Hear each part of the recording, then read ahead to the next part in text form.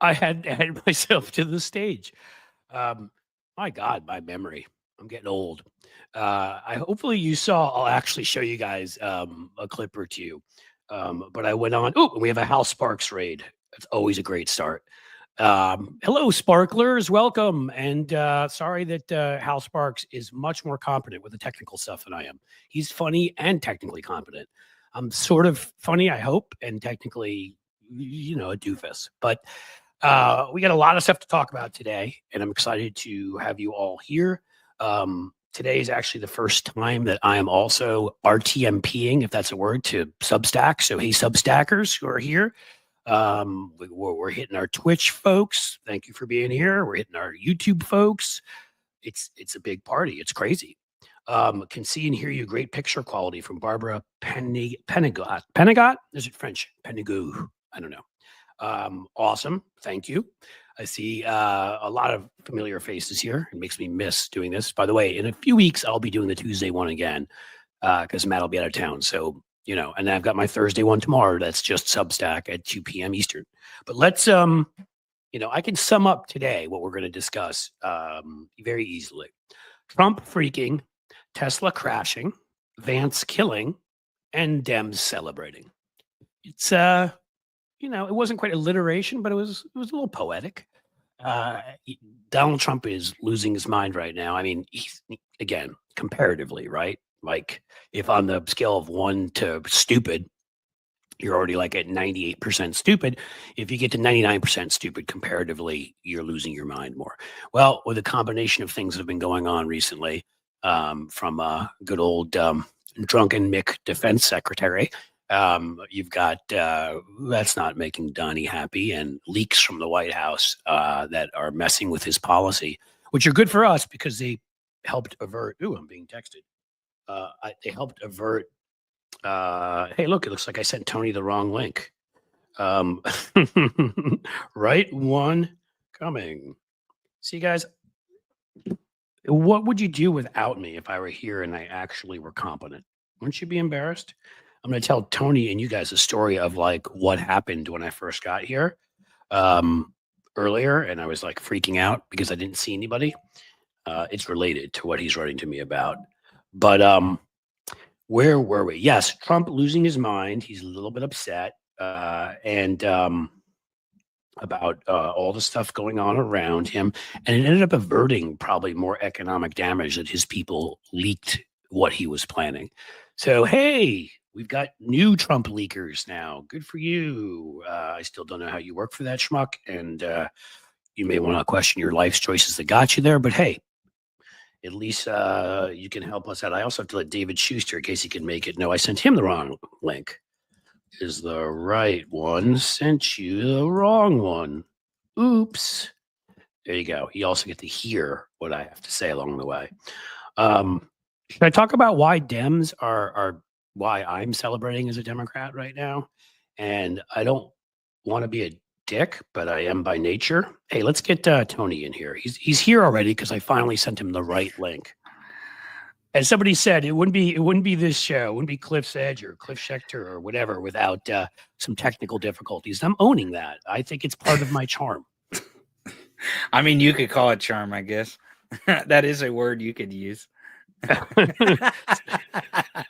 That is a word hurts, you Tony. I mean, here I go. Yeah, well, we're close and we've built this great relationship. I click on a link expecting to get into a studio, and I'm like, what the. So yeah. You want to? Let me tell you that story. So I mean, you ever like have a fear, that you're going to throw a party and nobody's going to show up. I don't know how I ended up in the wrong studio, but I did, and I was like, holy shit, it's 1:58 and usually people come a couple bits early. There's nobody here. I'm like, I'm gonna get nobody, and I'm just gonna sit here talking to myself for an hour. I'm like, a couple people come in and comment and let me know they're here. A couple of the regulars and are awesome. I was like, what did I do, man? I don't know. I was that unlikable. I can order donuts, unlike JD Vance. I didn't kill the Pope or break the OSU trophy, or I mean. So what the hell did you do? I don't know. I must have had another window open and gone into it accidentally. Oh, okay. But Alright. here's the yin and the yang, if you will. Yeah, okay. Really an imbecile. On the other side of things, I got Jim Acosta to say fuck on air. Yes, I watched that yesterday. I was actually watching at that point. I watched for, I don't know, about 5 or 10 minutes. That was one of my. I mean, I may have to use that clip. I mean, he said something was bullshit or something like that. I was like, I think you said that he usually uses the fuck on Fridays. Right. He doesn't do it till He Fridays. reserves it. He does. Why would like, you? It's such a good word. Why would you reserve it? I actually am going to judge Jim Acosta a little bit for holding. No, you're not. No, you're not. I am. As long as I get invited on that show, he's a god here who cannot be touched. Okay. No, I actually, it's so funny when you meet some people that, and they're under the strictures of like CNN or wherever, and so you must behave in a certain way. Because to me, going on that show was like he is besides he's a good anchor. Oh, knew that he's willing to speak out against Trump and all of them. That's why they pushed him out. They were like, "Hey, would you like the 2:45 a.m. slot?" And he's like, "Hey, fuck you, I'm going to Substack." But I didn't know that like he was this guy who just conversationally throw out curses and be funny and make jokes, and because he probably couldn't do that there. So yeah, he said something was bullshit or shit or whatever it was, and I was like, "You can." I think I said, "I'm like, you can fucking curse on here. You know how to curse. You know how to curse." I'm like, but I think I purposely threw it out myself, and he's like, like, well, I usually don't use that one except for fire. So I was like, come on. And then he threw it out. We may have video I can show you all if I can make that work. Cut it up, make properly. a clip. We're definitely in the process of making a clip to put out everywhere. But I was saying the people who are smart enough and cool enough to be here at this live stream may get to see it before everybody else. Well, except for the people that were watching the other day. But I can't help that. It's not my show. Do it live. We'll do it live. Do it live. I've always wanted to just sort of start stuff. So what are you talking about today? What's your topic? Well, I gave people a little bit of a rundown.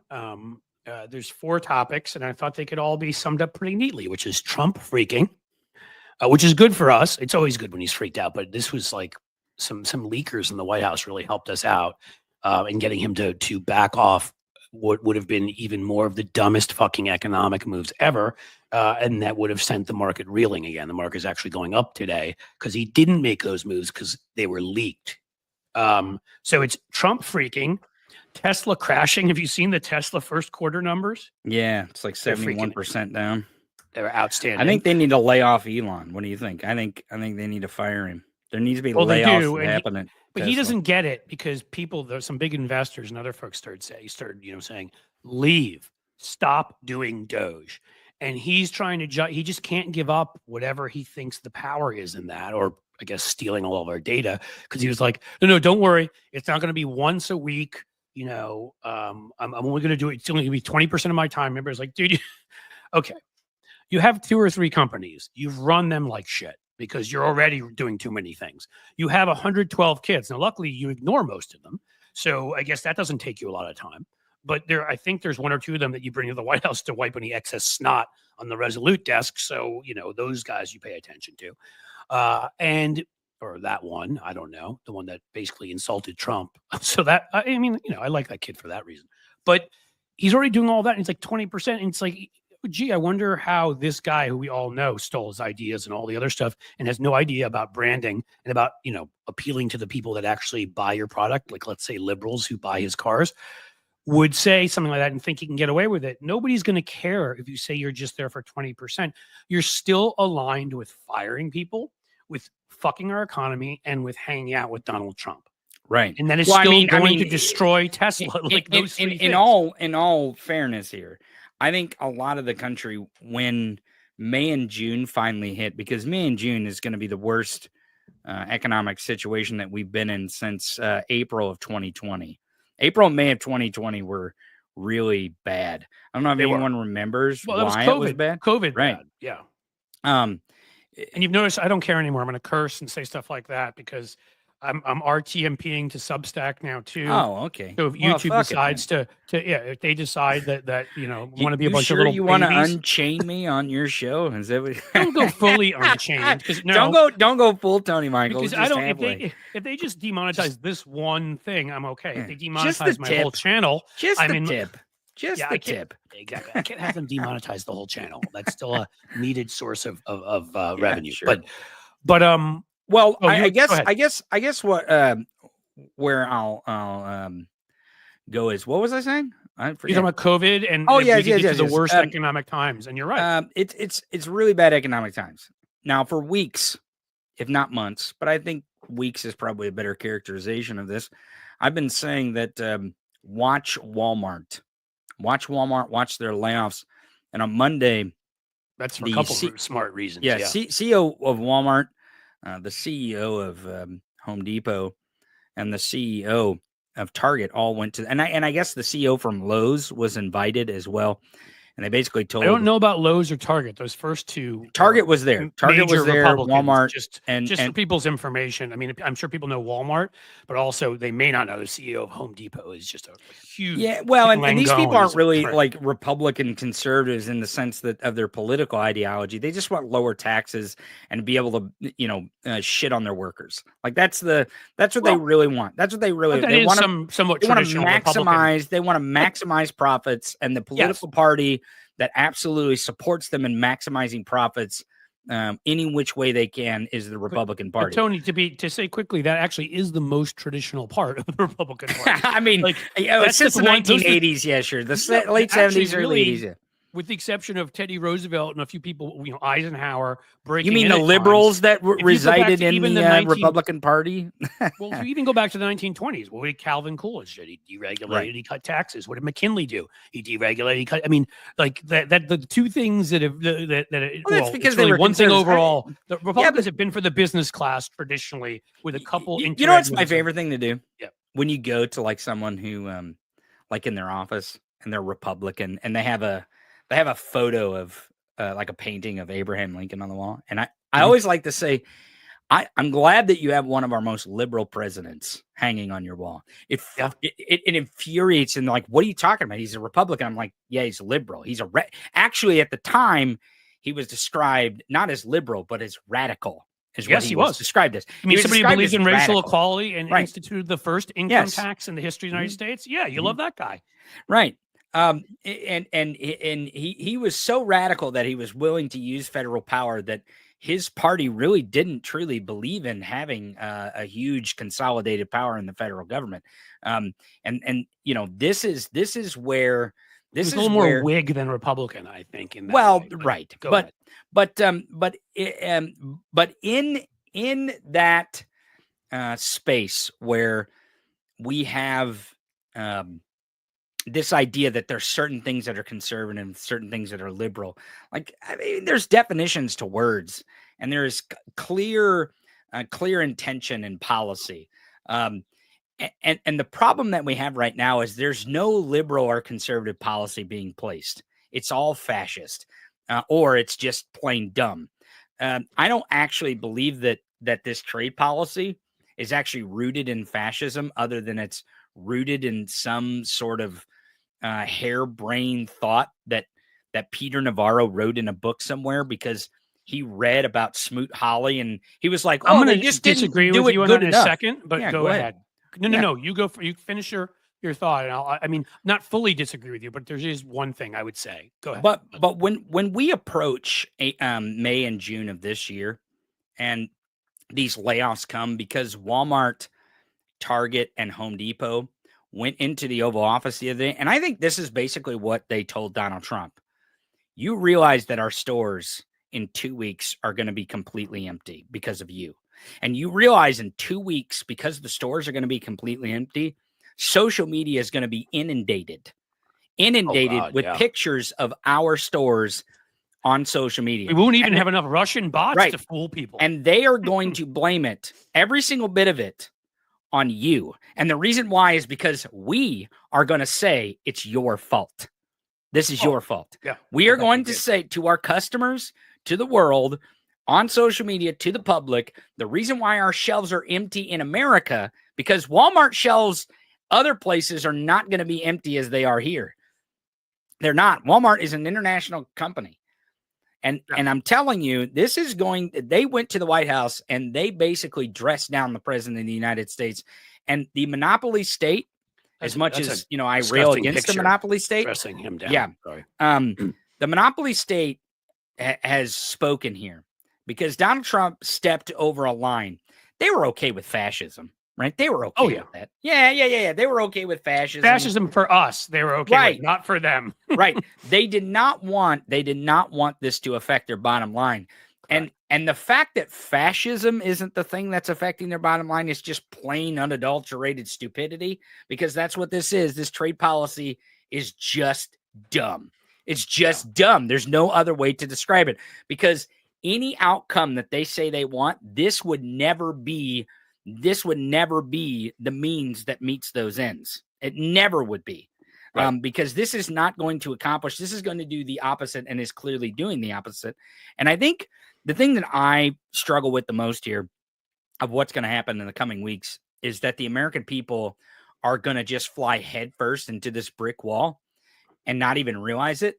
I think that's scarier than the brick wall itself, because the brick wall itself, I think we can overcome it with time, right? I mean, yes, Donald Trump's still the president. He's still going to do really dumb things. He's still going to lash out when he feels weak and when he feels attacked. So he's going to lash out, and those things are 80% of the time. We should, I mean, if we're being honest, I mean, that's just, it's going to affect us, and it's going to affect our economy, because China has made it really clear here.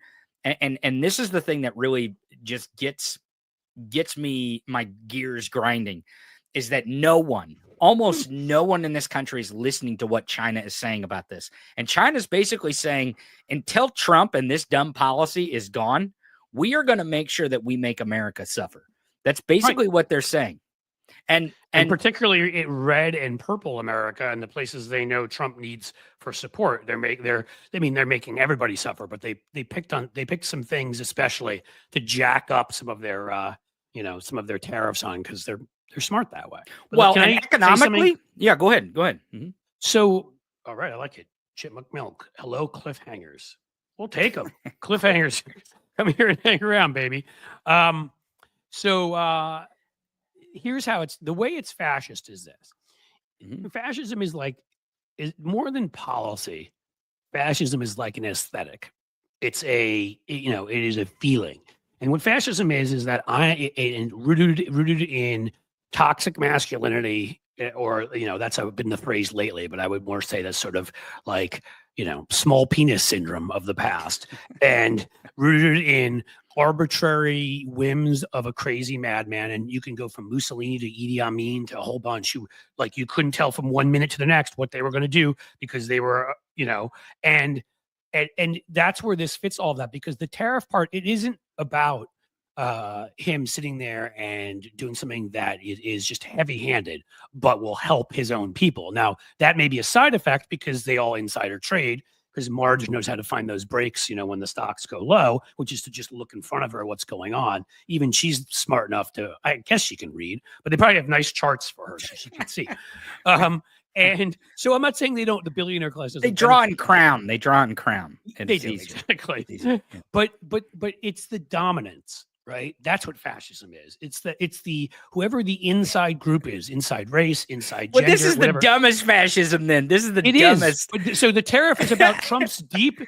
Just let me make this one point. It's about Trump's deep insecurity, and that he came in. He doesn't know how to sort of cooperate. Right. He was a kid in the playground who always stole everything and always he thinks that everything has a winner and a loser. There's no such thing as working together. There's no such thing as a silver medal. There's no such thing like you know what I mean? Zero-sum game. And so he comes in, and the way he feels better about himself on those days you're talking about when he's spiraling is, I'm going to fucking take it to Canada. I'm going to take it to Europe, those bastards. I mean, he doesn't understand NATO well enough to get I wrote a huge Substack piece on this, and I've talked about this on here before. We designed it that way. We wanted to lead it. We wanted to be in control. We wanted to protect our interests. We wanted to pay more money than the rest of it. We also didn't want Germany and Japan, for weird reasons I can't think of, to rearm at that point in time. So I mean, there were reasons for that. The same with the trade. The way we set up the trade right after, that was set up to our benefit. We knew that we would, in some places, there'd be higher tariffs against us, but we were looking at the bigger picture around the whole world. And so he doesn't see anything that way. He sees it as, we're paying more. It doesn't matter if we have the most prosperous country ever, which he's probably too stupid to realize. screw them, I'm going to raise tariffs and really make them pay their fair share. And so everything is a game of dominance. And that's why he's the perfect fascist. Everything is a game of which, Trump is stronger than you. Trump's race is better than yours. Trump's, he can get more women than you. I mean, that whole thing about how that came out one of those books, they'd like to sleep with the wives of his friends. I mean, Jesus, the fact that none of them ever went after him afterwards, I can't understand. But I mean, everything is a dominance play. So that's how the tariffs are fascist. But they're also idiotic because they're stupid and they're harming these companies that big companies often benefit from fascism. Well, he was screwing them. So yeah, they got pissed. But also what I was going to say, I'll just say quickly the whole thing I was coming on about him like losing his shit is because he was he was trashing Jerome Powell, the head of the Fed, and was going to fire him. And was going and the tariffs on China, and they leaked all of this stuff. So what did he do? The weak, wussy, flaccid, flabby, soft. Can I think of any other words right now for that? Simp that he is he backed down to China, of course, and he backed down on firing Powell. That's one of the reasons markets are up today. Because if he'd filed, in addition to all the other chaos, if he'd fired the head of the Fed, and so his people, to stop him from doing that, leaked it. I understand the leaks, but can I wanted to maybe make another theory here that the CEOs of Walmart, Target, and Home Depot went in and told him that if you do this, we will destroy you. We will destroy you. Not only are we going to lay off as many workers as we possibly can, we will bring America and your administration to their knees with the economy. We'll give them food stamps at the end of it with your face on it. Right. Because your image. What Donald Trump fails to recognize and understand is that it is his party, the Republican Party, who did this to America, who unindustrialized America, who convinced us that we are all elites and we should all be elites and we should all, that work in offices and we should have no vocational skill whatsoever. We'll let the peasants in China do this. Over 50 years, China has taken advantage of that and built a powerhouse of an economy. And I'll say quickly, that's where the tariffs, smart tariffs, and Sherrod Brown, to name one, was for some of those. And help pass some of those. That's where there should have been tariffs. Because you have a smart tariff policy. You don't let China dump cheap crap because they don't pay prison labor here and undermine all these American companies. But with your allies who have similar working conditions, similar environmental regulations, that's who you can trade very freely with. Western Europe, Canada, all those kinds of places. Getting in trade wars with them is just the dumbest thing in the world. With China, it was Mexico for a while too, and whatever. Yes. We deindustrialized by fully opening everything up and not putting enough, tariffs and other regulations, really, really just basic regulations on those products coming in here to make it so that they couldn't just undercut everything in America and everybody wouldn't offshore everything. Well, but the thing is, the American companies are undercutting mom and pop. I mean, for example, Target, one of the CEOs that was in the White House meeting, that I believe was telling Donald Trump, we will destroy you if you do not get your ass out in front of a microphone and say that you are not going to fire. Because Target, Walmart, and Home Depot, Jerome Powell is their boy. Okay. Donald Trump appointed Jerome Powell for corporations. Well, let's get this clear. Jerome Powell is not exactly the working man's Fed chair. No, but he not also at all fired his own the guy he originally appointed for the FBI and the CIA. Right. Everybody always runs out. But here's the point I want to make, because Target, sitting in that room, just as one example, they source 30% of their private label products. Target, the company Target, sources 30% of their private labeled products. They're labeled. It's their products that they are producing and importing to sell in their stores. 30% of those products come from China. Okay. A third. It's called China. Just so you know. China. If you go into a Target, if you're a Target customer still, and you go into Target and you're buying the cheaper level Target brand shampoo, okay, 1 out of 3 chances that was made in China. And the reason why you're buying it for the cheaper, not generic price is because Target sources it in China. What are the Now, chances that if you walk into a Walmart that was built in China? I 98.5% or so? actually I don't know the sourcing of I don't go to, I refuse to go to Walmart, so I I don't just even have know. the Target, but I want to also make this clear that Walmart, Target, Home Depot, and Lowe's was apparently invited to this retailer meeting, but they decided not to attend. That's That's interesting. that's the news. But here I'll tell you this. As much as we don't want, because Americans should absolutely stress out about how much power Walmart, Target, Home Depot, and Lowe's have. We should be breaking up these monopolies. We should be making sure that these corporations treat workers with humanity. They don't just treat them like a number and part of the cog in their international profit wheel. But as much as that's the truth is that Walmart, Target, Home Depot, and Lowe's are integral parts of the working class. They're integral parts of the middle class. And they kind of economically, their power is the working and middle class. Like that is their power. Because without us, our consumerism, our buying power, our consumer confidence, they don't exist. Now, yeah, Walmart, Target, and Home Depot and Lowe's have seen a little downtick in consumer confidence. But the thing that Walmart, Target, Lowe's, and Home Depot, I'll leave Lowe's out actually because they didn't attend the meeting. But the thing that they understand the most is how their customers operate. And when their customers come in their stores and their stores are half empty, their customers are not going to buy. They're not going to spend money. And if they don't spend money, that's one thing that Walmart and Target have figured out. Like they know where to place shit in the store and how to get you to walk around. Everything's a survey. Psychology of shopping and shit. It's a survey. Like like the whole thing. The whole thing is a psychological operation. That's right. It's all a psychological operation to get you to buy more. I have a friend who used to like run like one of those. He didn't run the whole thing, but he was on the team that did that kind of stuff for Kroger, which is based here in Cincinnati. It's right. It's Dylan, actually the largest, and they're the largest supermarket chain in the world when you add everything that they own. And he used to do that, and so I mean, they know everything. They don't. You. Yes, they know. Well, and not only do they know everything about you, they know everything about shopping habits and how to get you to spend more. That's what I mean. Like, and what Walmart and Target. Because they're competitors, they're direct competitors, and they're getting in the Oval Office, sitting down with the President of the United States. These two CEOs would love to, have like a theoretical cage match against each other. But they're in the Oval Office. Can we do that just for fun? Like Monopoly? I think we have too few Luigis, honestly, running around. We should more have Monopoly Luigis. UMC. We need, we're going to need more Luigis. No, I'm Monopoly mixed martial arts. Where they just fight to the death. Right. Do they wear monocles while they're? They used to play that music in the background in Star Trek. Do. You know what I'm talking about. Well, and I think we give them monocles and machetes. That's what we do. I like it. Or just like weird sticks, like they used to do in Star Trek. Yeah, but machete and monocle, it's alliteration. So that's kind of what I went there. Machete, you're very illiterate. I try to do that. But here's what I'll tell you that it should tell people out there. That Walmart and Target are absolutely exerting their influence and their power over Donald Trump.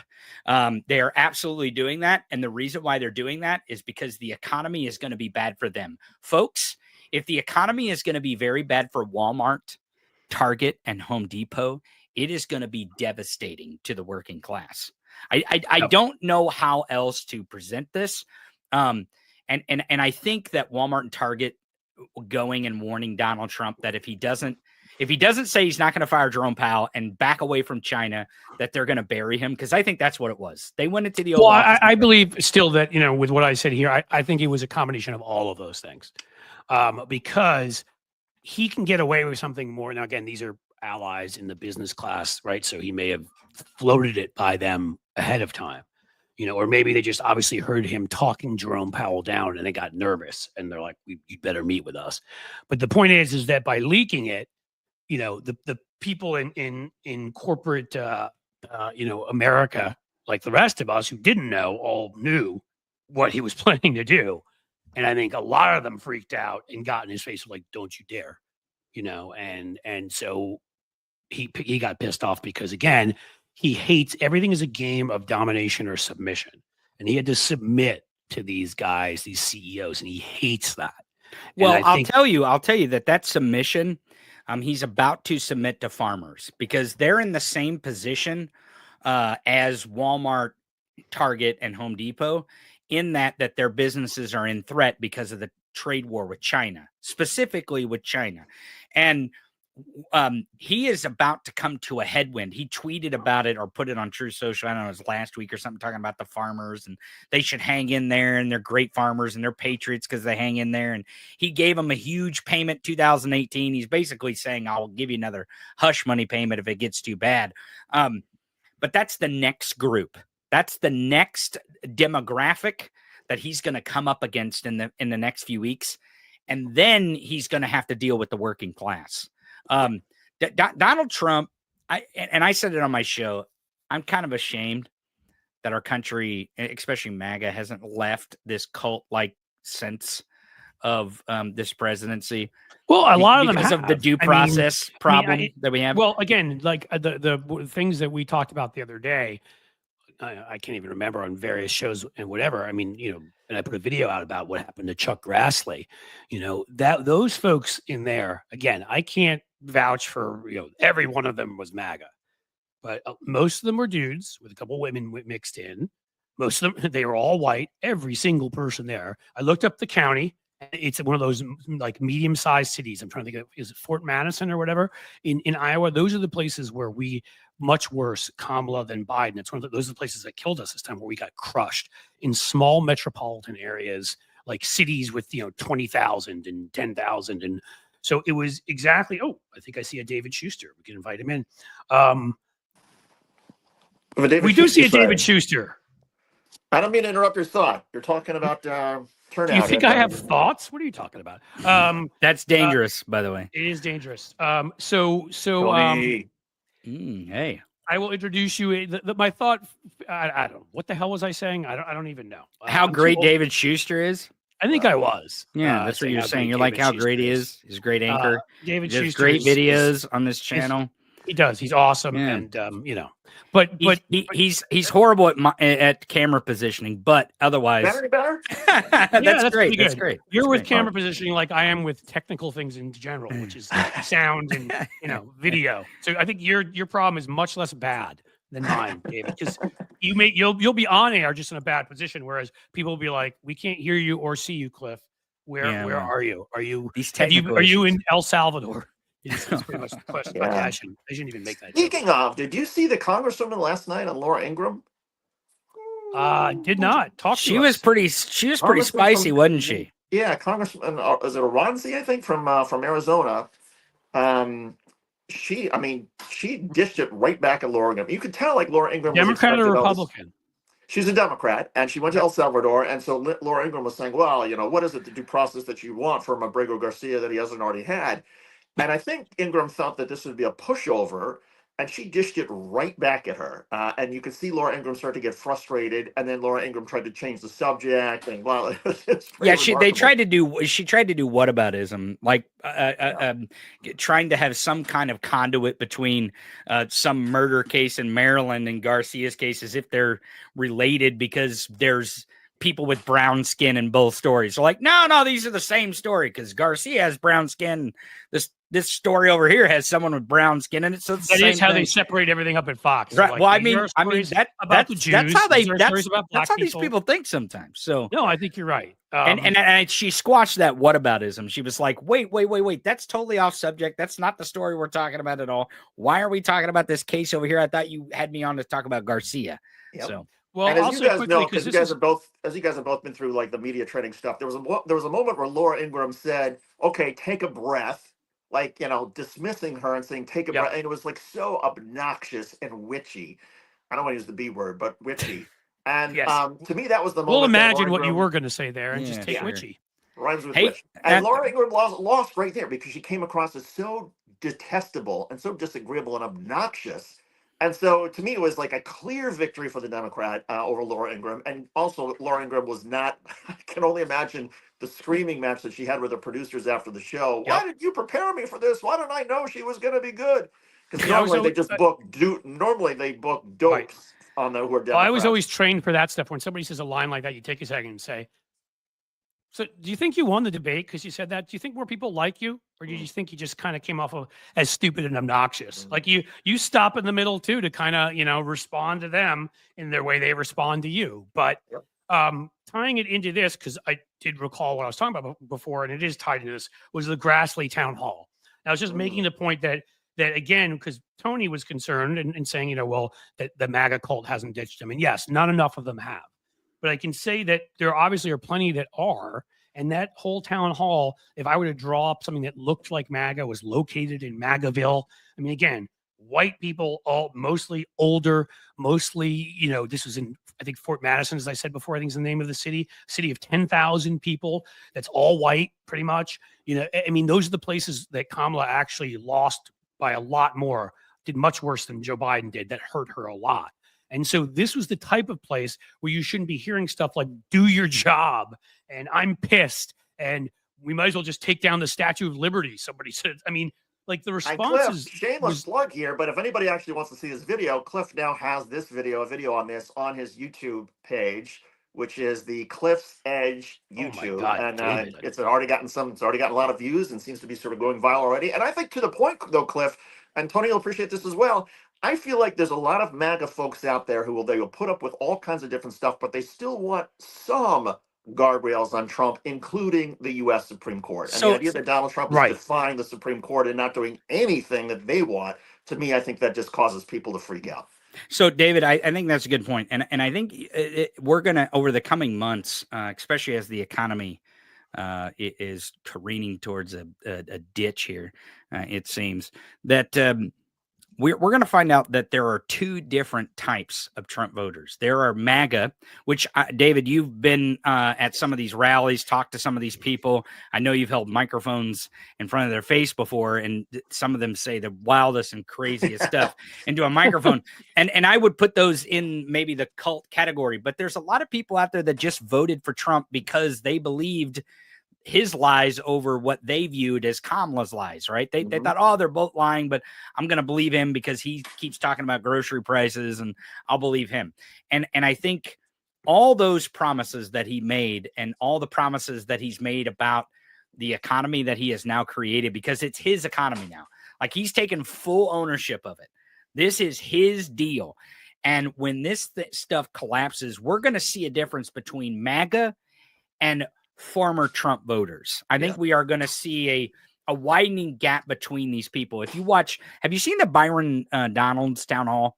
Oh, yeah. I haven't seen that yet. Was it awesome? So they're yelling and screaming. And the news is that Byron Donalds and his team not only screen for them to be registered constituents, but they also screen for them to be Republicans. So it was very heated. He was having a very rough time. So I think that we're going to start to see the difference between what MAGA is and these people who kind of believe anything and everything he says, and Trump voters who are willing to be like, no, that's not what I voted for. So. Yeah, and I sort of wonder, I mean, maybe, Trump backed away from his threats to China and backed away from his trade war with Japan. And it seems like, and backed away from the idea that he was going to get rid of Jerome Powell, which would have caused markets to go even crazier. I wonder, the markets are going to start recovering. How much economic progress is Trump now able to sort of make up that he has lost over the last couple of weeks? Because I think even he realized the economy was going south fast and we're heading for a recession, and he's going to get blamed for it, as he should. Well, I'll give you this right now. The market is at 39,608. Now it is up from the previous closing, but it is still down from the way it opened today. It's still down the way it opened today. So it's still on very light ground. I don't think investors really like the idea that again, Walmart, Target, and Home Depot were in the Oval Office talking about empty shelves. I don't think that's any kind of indication that investors want. But I think the idea that Donald Trump, for whatever reason, would back away from his bullying of Jerome Powell and backing away from what is obviously not a fair fight in our trade war with China. we are not prepared in a war of trade with China. Yeah. So No. Can I ask you something quickly, Tony, as the Yeah. technical guru you are? sure. I mean, yeah. I well, don't know no, that I'm a technical the guru. presenter but invite window here, so I can bring in like videos that I've downloaded. No Yeah, you problem. can. Whatever. It's on Yeah, I've done Substack. that. But how do I bring in videos like where I just have the link? You mean like the Twitter link? This is You a just- different link. You just go to present and you just select the link that you have opened in a Chrome tab.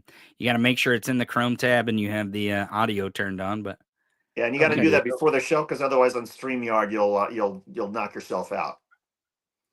So because I Basically, really you have to load it. I mean, you have to load the stuff or have the tabs open when you start the StreamYard. so at That this makes point, sense. like I can't really do it because what are you looking for? What are you looking for? there is a phenomenal, I would call it, bit of video from the Oklahoma City bombing 30 years ago when David Schuster was a young pup. Cub reporter. And Do you have the link? Do you have the I link? have it. I Put do you want me it to put it in the private chat here. Let's see if I can get this up here, and then I'll do this one favor, and then I'll head out. Oh, You can put the. I'll only do this one for me. Well, I know this is for David. This is not for you. I'll set this up with a little context here. So yes, 30 years ago, I was a Cub reporter, street reporter in Little Rock, Arkansas, and on April 19th, 1995, I'd been at the station for about a year and a half. And that was that's Patriots Day, April 19th, the day the first shots were fired at Concord. And we were getting ready for a huge story that night because Arkansas was putting to death a white supremacist who had shot a cop, and he was being executed. And a lot of the racists and white supremacists were going nuts because the governor had scheduled the execution for Patriots Day, which is their sort of holy day, the day that the Waco raid happened, all that kind of stuff. So we had people like down at the prison in Arkansas, away near Pine Bluff, covering the execution of this white supremacist. And then at 9 a.m, all hell breaks loose in Oklahoma City. And what was so they sent me to Oklahoma City because all right, you're not covering the inmate being put to death, and the owner of the station happened to be there, and he said take our plane, and we were able to sort of fly in. So went to Oklahoma City, was there for a week. When I got back, we started seeing all these connections between this guy Richard Wayne Snell, who was put to death in Arkansas, and Timothy McVeigh. It turns out they had spent time together. That there were some indications that McVeigh had visited him in prison months before the Oklahoma City bombing. McVeigh had spent time at the same white separatist camp in Oklahoma. This conspiracy has been going on forever, and we just basically ignored most of it. I mean, it was so many different pieces to put together, and this white supremacist encampment in Oklahoma, that they sent people to pick up the body of Richard Wayne Snell. And I'll never forget, and I love sort of investigative reporting. I was doing a lot of it when I was in local news. So the prison people tipped me off and said, you should go back through the prison logs for this guy, Richard Wayne Snell. It'll like make your hair stand up. And sure enough, Richard Wayne Snell had not watched any television, according to the prison logs, for several weeks. And then on the morning of the 19th at 9 a.m., he says to the guard, hey, flip on the television. At 9:02 is when the explosion happened. And by like 9:05, CNN and everybody's in with it. And Richard Wayne Snell looks at that and says to the guard, oh, they'll probably blame this on Muslim terrorists. Well, that night, when Richard Wayne Snell is put to death, his final words were, Governor Tucker, look over your shoulder. Hell hath fury. I am at peace. Well, Arkansas is over the shoulder of, Oklahoma's over the shoulder of Arkansas. I mean, it was like the connections were ridiculous and bizarre and frightening. Somebody put the Turner Diaries in here and some of that stuff. I'm just making the point that, and I remember what was it? Napolitano, when she was it was DHS and had this report on the radicalization of some of the veterans who were coming home, who obviously have certain skills. And they said it was, of course they screamed there was bias against conservatives because it's biased to not want people to mass murder people and that kind of thing, and suppress this report. And I mean, my point is just how we got to where it's so open now with Donald Trump. We've known about all of this. This is all, it just was more in the shadows. And like a great reporter like you was there to cover it. But this has been, this part of the Republican Party has been festering for 30 or 40 years now. And so here we get young David covering it, Oklahoma City, and at that point, like Tony was probably in diapers playing with himself. And Well, in the I station, remember the KATV Little Oklahoma Rock, City bombing. KATV Little Rock, they have always been an ABC like superpower. I mean, they dominated the state for years and years before I got there. They still do, and they have archived every one of their newscasts going back to the 1960s. And in the last 10 years, they got it all digitized. So every time they have one of these anniversaries, they go through the old archive tapes. And a buddy of mine who's still at the station says, "Oh yeah, Schuster covered this. Let's get him to talk about and help us remember what was going on." So they put together this They nice brought piece where David back Well, in. How cool is let's that? play it. See that little window down there, Cliff, that has my name on it? You just click on that little I square. see it. I don't see your name on it, but I see it. Yeah. Oh, now okay, yeah. You may have to fast forward to the little bit of the intro part, but whatever. Click the add it to the screen. No, I'm about to do it. David was talking, but okay, we'll go. There you go. All right, ready? Here we go. Ready? Everybody ready? Let's do it. KATV coverage of the Oklahoma City bombings from 1995. That's right. Our evening anchor, Chris May, was working that day here at Channel 7. Chris, we know you weren't actually in Oklahoma City, but this was just a breaking news day in Arkansas history, It was too. an unbelievable day and the kind of day you never forget. I was actually in Varner in South Arkansas at Cummins Prison. There was an execution that night of an Arkansas inmate who wound up, we didn't know it at the time, but who wound up having ties to Timothy McVeigh, who was the Oklahoma City bomber. They kind of ran in the same anti-government circles. But KATV did send one of our reporters that night, a colleague of mine named David Schuster, one of the finest reporters to ever come through the Little Rock market. He went on to Fox News and to NBC News as well. And when we talked about how we were going to cover the 30th anniversary today, I knew I had to reach out to David, and we talked about it a little bit earlier this week.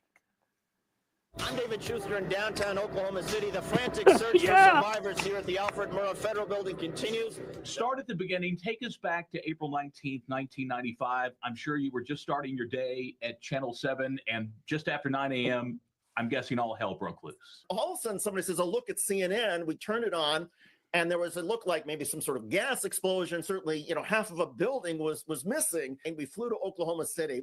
And I remember the pilot saying that we were one of the last planes that was being allowed in before they were closing the airspace. President Clinton expressed his outrage again today, calling the bombing an attack on the American way of life. Mr. Clinton said the perpetrators will have nowhere to hide. It's still shocking, I think, 30 years later, to look at the damage to the Murrah building and really to all of downtown Oklahoma City. What was it like to actually be there? It was horrible. There was such a frantic and desperate effort to try to dig through the rubble and see if there was anybody alive. And then there were worries about the building collapsing and the firefighters having to leave the building and then go back in. And also never mind, the week that we spent there and, the rains that came after a couple of days and feeling badly for the rescuers and wondering if anybody could still be rescued alive. And then President Clinton came to visit Oklahoma City. You have lost too much, but you have not lost everything. And you have certainly not lost America. For we will stand with you for as many tomorrows as it takes. It was heart-wrenching on so many levels. The casualty count in the end was 168 lives lost, 850 injured. And of course, as you mentioned, the children. We also understand that the truck was 2 floors directly below the daycare center in the Alfred Murrah Federal Building. 12 children were killed in the explosion. There are still 15 missing. 19 children killed in that bombing, David. To sort of see some of the debris and the shoes and the toys, it was just heart-wrenching. I mean, it's just, look, this stands to this day as the worst case of homegrown domestic terrorism in U.S. history. And I remember at the time, until 9/11, this was the largest FBI investigation in U.S. history. The magnitude was so sort of striking. The lives lost, the white separatists, the white nationalists, all the connections with McVeigh. I just remember it just being a remarkably sad and horrifying story. You interviewed a worker there who said something interesting. She said, "It's carnage down there. It's like what you see in Beirut or Bosnia or Sarajevo. It's not what you see in Oklahoma City." This bombing really did shatter the illusion that Americans were safe from acts of terrorism.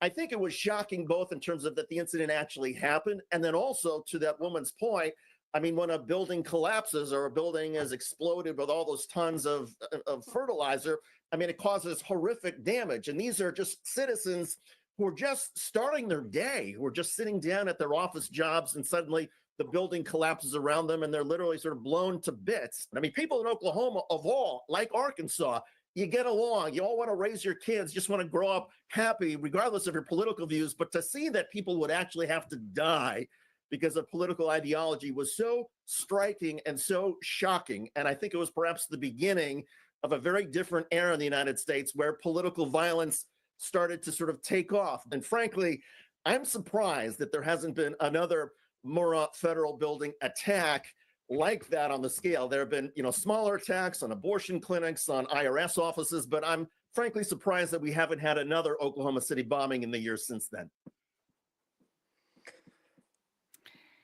All right. So let me say something quickly, because I want to say KATV, Chris May, the anchor there, who was an anchor many years ago, and then he anchored in Philadelphia and then Boston and went home to be in Arkansas. I mean, they do a remarkable job for local news. It's incredible. No, I mean, that was done really well. I'm sorry. I should have let you speak right after. Right. It's just I wanted to more talk about what was so impressive about you, which I know you're not going to do, so I'm going to do it. And I'm not saying when you were reporting on the scenes there as 17-year-old David Schuster. I mean, oh, that was awesome. Seriously, that was awesome. But go ahead. I was going to say, I mean, I had been reporting for a year and a half, and the station was very big on live with pieces. So, you're live at 5, 6, and 10 every day. So you get a lot of live experience, but I need to pull for you guys because you'll appreciate it even more than this. The very first live shot that I did when I was in Arkansas, it was to cover a ruling by the Arkansas Supreme Court about some ballot issue. And I had produced a little bit of stuff at CNN covering the Supreme Court before I went to Arkansas. So I was like, oh, I'll do it. And they sent me to the Supreme Court like 10 minutes before air. Get the opinion. You're going to lead the newscast. I didn't know where the Supreme Court was. I was driving around the Capitol. I finally found the Supreme Court. I raced in. I said, can you hand me this opinion? They give me this like 70-page thing.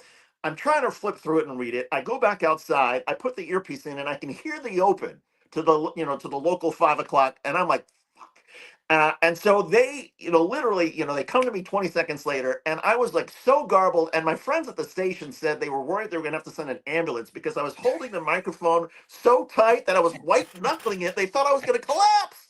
And that was my first live shot. That's the no one. Pressure, That's no pressure, really David. No pressure. Well, the first live shot, I mean, yeah, first time I went on, I think it may have actually been Fox to do a debate. I remember the fear in me, and like now it's like it'd be like getting having cereal in the morning. But I mean, what I want to say, I mean, and again, like this is not to just sit here and like hagiography, if that's even how you pronounce it, but just sit here and be like David Schuster's amazing, whatever. But what you did there, because I know I've had to deal with local news, and local news is the most sort of he said, she said of all. They will not get political. It always has to be balanced. Even the guy there purposely made sure to say that you worked for Fox and NBC, which I noticed. So you got in one on each side. And he did that first. He said Fox News first. He made sure to make that first. But what David did so brilliantly there, and remember, we're speaking to an Arkansas audience here. Okay. So these aren't our people overall. A lot of good Democrats in Arkansas, but vast majority do not vote for us. Is by saying, that people, got along in a great place like Oklahoma or Arkansas and just wanted to go to work, no matter political ideology. So you played the, and you could tell me if I'm wrong and you didn't do this on purpose, but you played the both sides game, which then allowed you to launch into pointing out that you were surprised there hadn't been more attacks like that. And of course, you mentioned abortion clinics and the IRS, the two places that the right attacks and tries to, encourage stochastic terrorism against. And so you managed to hack a local broadcast and get our messaging into it.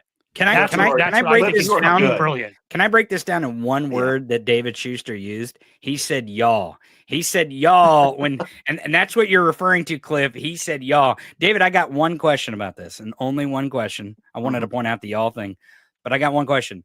Do you still own that tie-in suit, and do you still fit into it? That's what I had the tie, that particular tie, the red speckle tie. I had that until about I don't know, 7 or 8 years ago, and I actually wore it. I think at the Al Jazeera gig. I don't think I still have that suit anymore, and I probably wouldn't fit into it. But Tony, you can't ask men in our 50s those kinds of Why? questions. But to your okay? point, I like to that Cliff's tie. point, I little like that 40-year-old tie. I like the tie. I like the Little- suit. no, the tie is fine. I'm talking about fitting into a suit, you little Oh. 40-year-old. Well, and in terms Hey, of fitting I into don't the think- audience, how about that transition? Cliff, you are so perceptive because, yes, I mean, you need to sort of give the, and Tony will appreciate this too. I think people in Arkansas, Oklahoma, some of these smaller states and smaller markets, they have a little bit of chip on their shoulder. They think, you know, they're a little bit sort of anxious about how they're viewed, particularly by the networks and particularly the relationship between local news and network television. And I think so by honoring them that way and saying, you know, there's something great about Arkansas and Oklahoma, or you're just trying to raise your kids and you don't engage in political violence, it resonates with them and it makes them feel good. And I think there's a certain amount of truth to it. And then it enables you to then bring in and say, okay, but there have been, you know, acts of violence and to sort of to make your point. So I just thought that was brilliant. I mean, because again, I have, you know, back when more in my PR days here, particularly here in Ohio or wherever, it doesn't really matter. You know, in Cincinnati overall is, I think, voted 77% for Kamala Harris. I mean, it's a liberal city, even in a conservative state. Doesn't matter. The news here will not ever cover. It's always he said, she said. Right. And I would try to create spectacle and all sorts of stuff. Like, you know, we were working against a Republican congressman. I think I told the story before. And Mike Pence came to town, and it was right after they created Space Force. So yes, I dressed up like an alien, and my wife, who was working on the project with me, dressed up like you know, with a Space Force badge and other stuff. We stood outside. We made the news, and we made the cover of the Cincinnati Enquirer, I think. And that's what you have to do. Like, you have to find ways to hack the system, because they will never take one side politically, even if the one side is fascism, the other side is like moderate Democrats. You know what I mean? Yep. That's so. I agree. You did that. You did that. So I got one more question before I leave, Yeah. David. I'm going to see how good your Little Rock memory is. Okay. Is it soda? Is it pop? Or is it Coke in Little Rock? Wow. Which is it? I think it's Coke. I think. In parts of Little Rock, it's probably Coke. In other parts, it's probably soda. I don't think it's pop. Pop is. That's I interesting. mean, So pop is The here only in thing I Cincinnati. really remember is you ask a question like that, and in Arkansas, the response is, "Do what?" do Every question is what? like, "Do what?" So What'd you say? What's do that? what? Do what? You want to interview the mayor? Do what? Everything's Do like, what? do what? Do what? What Do is it in the Ozarks, Tony? What they call soda? Well, Yeah, when I was a kid, saw, my like, my a my map mother somebody put my together. mother That's is all. from up by Quincy, Illinois, Palmyra, Hannibal area, and it was pop or soda pop. And when she was younger, she called it sody pop. When I was a kid, in the Ozarks, it's called soda. In Central Missouri, it's soda. So, but my mom still said sody pop, so I always say sody. To me, it's sody. Oh my So, God! That's yeah, yeah. Like when So I here ask it's my kids, "You want some sody?" So it's Right. sody. So in here my it's house. pop or soda pop in this area, in the Cincinnati area. But when I met my wife, I worked on a few campaigns down in Kentucky, you know, where we were, at least in Kentucky, in Louisville, which I learned to say right too. You have to say it like you got food in your mouth. You can't say Louisville. Louisville. When you're down there, Louisville. Yeah, Louisville. you say, there you go. You're getting there. You say Coke, and then they ask what color Coke you want. What Right. color? And if you're like, well, like light or white or whatever, it's like Sprite. I don't know. This somehow probably has something to do with the Klan. I have no idea, but I'm kidding. But it's like crazy. Like, you're like, I want a Coke, but the light kind. I want a Coke, the dark. I mean, it's like, really? Can't we just say? Well, can I just say the word fucking Sprite? Is that so bad? I don't know. In any case, I did see a map. I don't remember where it is, and I've got it somewhere. I have to find it. That mapped out the entire country and what it was called everywhere, and it was so funny. Well, the chat's lighting up with where they say what. I have a way of making the chat get all riled up. David Schuster, I'm glad that you came today, and I'm glad that Cliff gave us this little archive of a clip because it is very interesting to see where someone has come from and why their expertise is the way it is. So, well, he sent it to me. I'll say quickly, Tony, and like that needed to be shared with everybody. We lost David. Yeah, I think we lost his connection a couple minutes ago. He'll be back, I'm sure. He got mad. He got mad at our soda talk. That's probably what it Yeah. was. He's I like, think yeah, we're getting out it of was here." you for all the y'all talk. You just got him Probably. upset. He's like, "Oh, the y'alls, the yins, the what's." Well, anyways, I'm gonna have to head out. It was a great clip by Schuster. Such a sad moment in American history, but I No, think it was. I actually believe that the Turner Diaries were kind of Yep. living back through that. If you look at what the Turner Diaries actually says, and how these extremists kind of treat it as the Bible, their religious document. But I will say that the Oklahoma City bombing, as devastating as it was and horrific as that homegrown, if I can say this, homegrown terrorism is, Bill Clinton used that moment to really try and make sure that those movements, the American people didn't allow those movements to get inside their communities and get Yep. inside their Well, and institutions. bring us back together. I mean, can you again, like that's another thing watching it, which is, I saw some points that different folks made. Lefty Gramps earlier made a point about, Clinton engaged in some of the neoliberalism too, and he did in some of the trade deals. And I mean, I worked for Bill Clinton just like I worked for Biden. I'm willing to criticize our side when we were wrong, and we the Republicans led the way, but we joined them on some of that stuff. What was my point? Clinton. Clinton, yeah, which is the way he stood up there and spoke from the Bible, which obviously in that part of the country is going to play well, and tried to bring everyone together in a moment like that. And you imagine if that were to happen now with Donald Trump, who probably would have inspired it to happen, or directly. Well, okay, I won't say other stuff that will put me in legal jeopardy. But B, would be, would of course, would he ever think about how even then when we were winning in Arkansas because of Bill Clinton being from there and the map was different, we won more rural voters. Clinton won Louisiana once, which now you think about that, he won Kentucky, but he didn't win Oklahoma. That was still a Republican state, and then he went to that Republican state. He didn't care. Like the Trump, of course, during COVID and other times, it was all red versus blue states. You know what I mean? Didn't matter to Bill Clinton because we were Americans. And when somebody murders people in Oklahoma, you go to Oklahoma and you try to make people feel better because that's what humans do who have any kind of decency to them. And so that was, of course, noticeable too, because of course we would never see anything like that from Donald Trump if we're in New York or Los Angeles or a place like that. Well, and having Clinton in that moment from Arkansas, having experience in Little Rock, and then seeing that David Schuster, our friend, was there on the ground at the Oklahoma City bombing from News 7 from Little Rock is quite the telling story. And maybe Clinton, may not have been the exact right person for that moment in time, but it seems like him being from Arkansas and the former governor of Arkansas didn't hurt. I think that was a good, I think that it was a Democrat who who could reach across the aisle and say the right things, that it was a Democrat from Arkansas. And so you're right. And one that attended, a Baptist church there. He knew how to speak a language that would bring folks together afterwards, but also the kindness, the decency to want to do that. Yes, I believe so. And that's again what's lacking in the current guy. And I always take all this crap from and I'm sure I will from a few people here, but I don't care. Like not everything is black and white. You're either horrible or you're terrific. Things are gray. And I've always outlined the many ways, and one of the biggest ones being the Iraq War, that George W. Bush was one of the worst presidents in the history of this country and awful. And yet, even he would have gone and done the right thing. He, of course, exploited 9/11 after it later and used it politically because he was a Republican bastard. But initially said the right things when he spoke.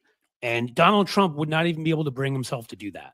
So it wouldn't even be a moment. One last point I'll make. You've said that like 8 times. I know. Awesome. On Clinton. And David's router blew up, just so everybody knows. He just texted me, so we are not getting David Schuster back. Yeah, well, that's probably the deep state.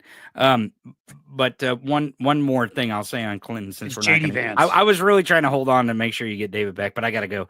But Bill Clinton you mentioned that the language that he spoke to people, because I think as much as we would look at Donald Trump and say there's no way he would be able to bring the country together around an event like the Oklahoma City bombing, there's not too many Democrats that really would either, because not many Democrats speak that language. Not many Democrats want to speak that language. Not many Democrats are willing to go to those places and speak that language to those people. So no, I think that's a terrific point. You need a Bashir. Yeah. You need somebody, governor of Kansas, whose name is eluding me. You need somebody who I think maybe has been a Democrat, at least in a purple state or somewhere. There's exceptions to that. There are some Democrats in blue states that, come from a background of having spent time in church or temple or whatever it may be. But I think even more so when it's that area, having somebody who is from that area. I mean, the regionality of it. The fact that Bill Clinton had an accent, you know what I mean? Like, just everything made it, Donald Trump would come in with his gruff whatever, and, he'd talk about 2 Corinthians and, whatever other crap he'd have to say.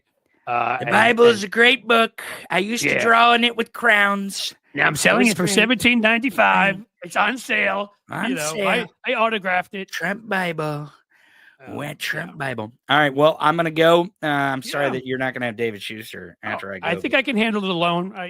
These days it tends to be a hour 20 or so kind of deal. So these folks have 10, 15 more minutes where we get to hang out together, and maybe I'll talk about a few of the things I intended to, because I was going to celebrate, and now you're sitting there, and I'm going to make you stay 1 second longer. The Democratic celebrating was going to be that Dick Durbin announced he's not running for re-election. Hey, yeah, I said Holla frickin' Luya. I said good riddance. Literally one of the weakest Democrats, maybe the weakest in the Senate, makes Chuck Schumer look and like, he's one of the oldest, the too. Terminator. And yes, and he's the one who was running judiciary when, I don't know, only a few scandals, let's say, hit Clarence Thomas and Alito and whatever, and would not. They should have spent every minute investigating those sons of bitches. And he stuck to so I'm so happy, because it's Illinois, such a blue state. We're going to get a fighter, I think. Well, let's get someone who knows the word y'all. Let's get that. So there you go. Yeah, we'll find someone that knows the word y'all. And y'all have a good day. And Cliff, you too. We'll talk to you folks later. Hey, thanks for joining, buddy. Bye-bye. Bye. All righty then. So Tony Michaels has moved on to do other things. David, as I said, his router exploded as reasons to not come back on this show go. That is about as good of one as I can think, So let's see what else we have. We didn't talk about what is happening with the Tesla numbers yet. I thought that would be fun. Just, for everyone to go into their afternoon with in a really good mood and be like, yeah, because how can you not be excited about that? Let's see. Look at that. Oh no, it looks like Elon's upset. And what's cool is we're live streaming. I live streamed to Twitter purposely, just in the hope that he'll see it somehow, or somebody there, and I'll annoy them.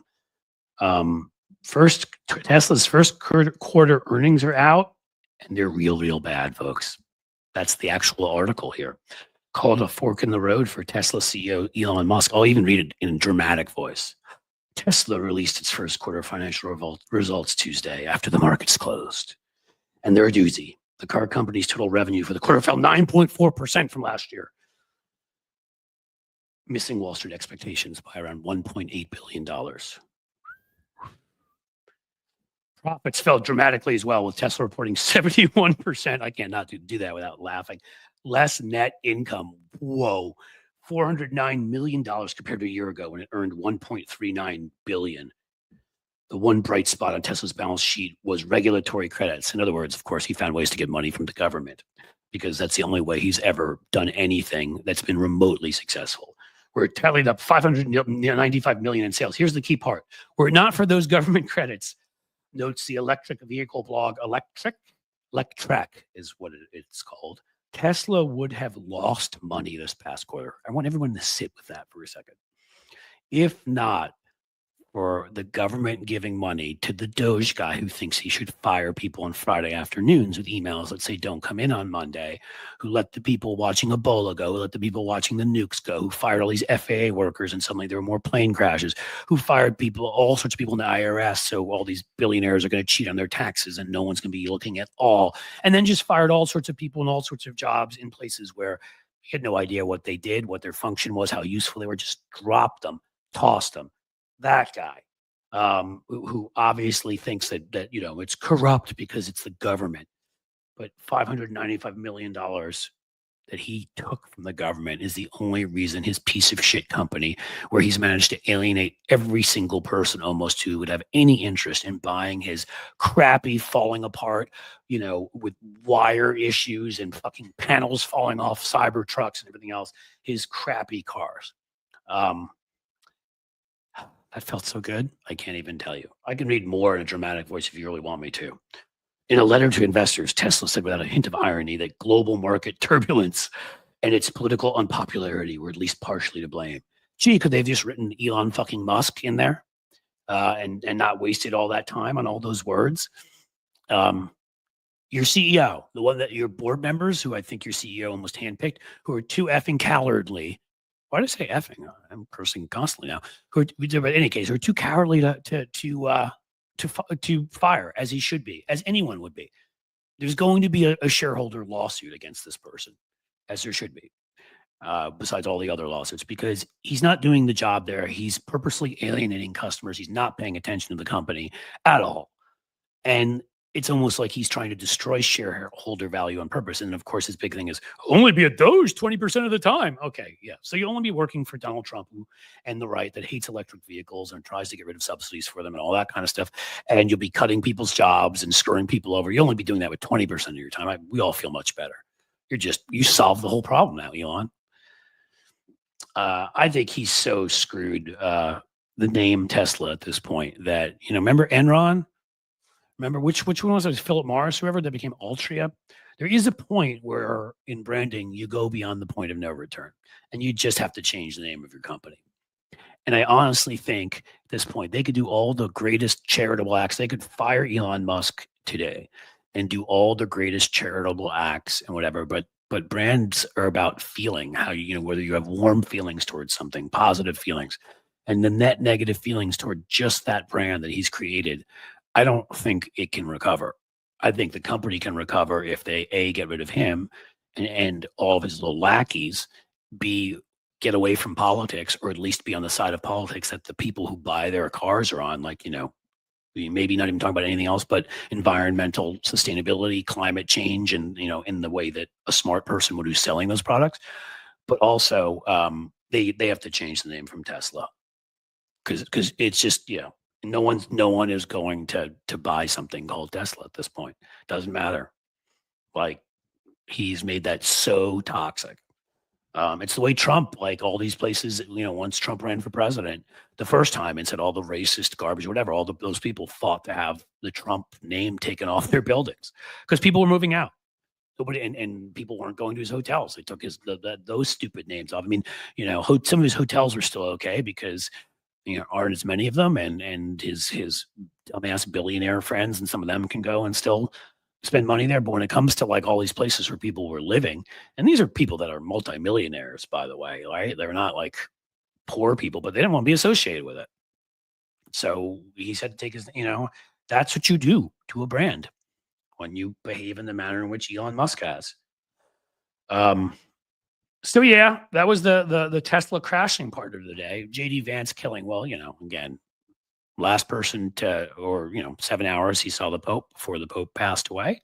Dropped the Ohio State trophy. I'll tell you folks, it broke it, or he didn't drop it, he broke it. That's a big thing in this state that roots very heavily in almost cult-like fashion for Ohio State. A lot of the state does anyhow. So, it's just more JD Vance being an awkward loser. And we all enjoy that. When he went to meet with the Indian Prime Minister Modi, you may have seen those pictures. Like, Modi didn't seem like he wanted to be anywhere near him. He was like, oh, keep the Grim Reaper away. Like, don't touch me. Don't touch me. Don't shake my hand. He like grabbed one of his kids almost as like a human shield.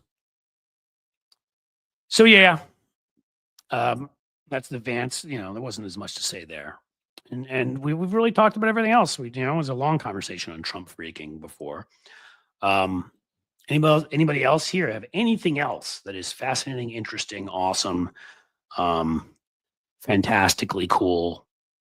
I don't think I've done my who's going with me for a while, but I will, instead of getting all into that, I just will say to everybody, obviously super chats and stickers help out the program. Joining our Patreon, we've got people listening on Substack. If you're an unpaid subscriber and become a paid subscriber, that helps us out. These are all things that let me do all of this stuff. So I'm going to ask kindly for anybody, we don't care, 99-cent super sticker, $1.99 super chat. It could be joining, Patreon for $3 a month or Substack for $5 a month. Really, whatever you can do to support all of this program, this effort, I ask you to please do. I see that 2 folks have already been awesome enough. So let's see if we can get a couple others to join them. Jim Williams, Jim. He's always fantastic. Has gifted 5 Cliff's Edge memberships at YouTube, which is outstanding. Thank you, Jim. You already do so much more than enough, but that is very kind. And Sheldon Hughes. So put Jim up there. Sheldon Hughes, who, again, always here to help out the show, has gifted a Cliff's Edge membership. You 2 guys are fantastic. Anybody else? Come on, I don't want to do who's coming with me. How about just one person, one thing, 99 cents, $1.99, anything to support the show, support the efforts. And there we go. Sheldon. From now on, I may just say anyone but Sheldon Hughes, because you are too good. Thank you. That was very kind of you, $2. Because you do more than your part here by a lot. And I will, at some point, the folks, we're going to come up with something special. I've been talking to other folks about Sheldon and Jim and you guys. There's a few of you that have constantly supported the show. And you deserve, my thanks and all of us to show you how important it is to us. And then Michael McAndrews, who also pops in and gives these larger donations. Fantastic. Who I think is a member at Substack or is certainly a member at Patreon. One of the other, Lefty Gramps, same thing. Super sticker for $3. I should make sure to always mention you 2 guys too. You guys are terrific. And the support you give is greatly appreciated. Sheldon, this is very, very kind and more than I deserve, I promise you. But it's still very kind of you. All right, Chris Doug, $1.99 super chat. Thank you. I really, really appreciate that. So there we go. And Michael's been a member for 4 months. So he's a member of YouTube too. You remember everywhere, Michael? I feel like you are. I feel like Lefty Gramps is. I feel like Sheldon Hughes is. I feel like Jim Williams is. And it may just be, if there are others out there that are, let me know. But you 4, I think, we have to create our own category for you. So we're on Substack today through the RTMP. So some of those folks will be listening tomorrow. To let you guys know, let them know. I've got a great guest lined up. Well, we won't tell you who it is yet, but I will release that tomorrow morning and start letting everybody know.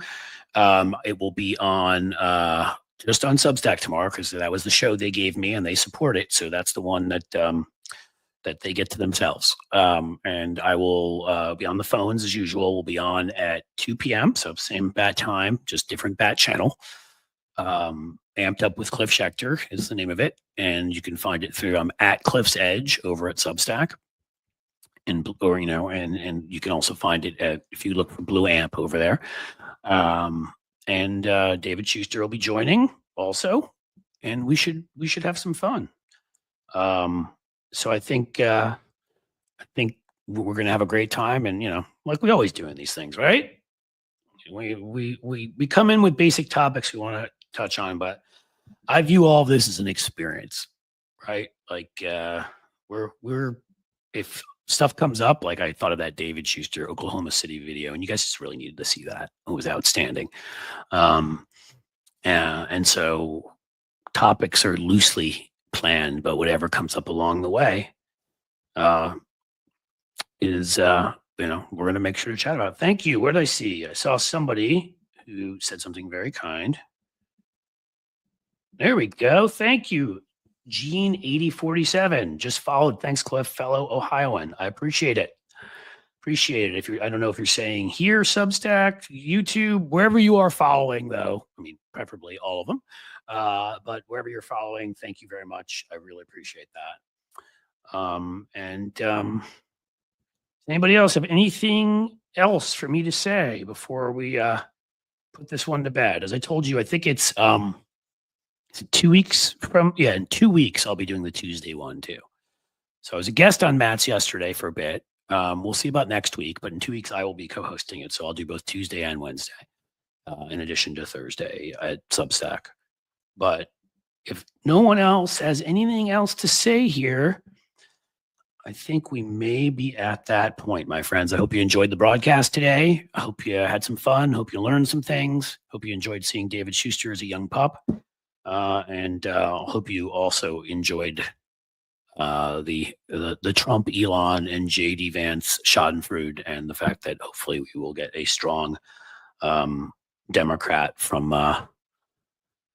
Illinois in the Senate soon. General Putnam's here says they're attacking our national parks and monuments now. Yeah, they were always going to get there. I think the parks started a little while ago, but yep, that's land that can be developed by some greedy asshole. So why wouldn't they do it?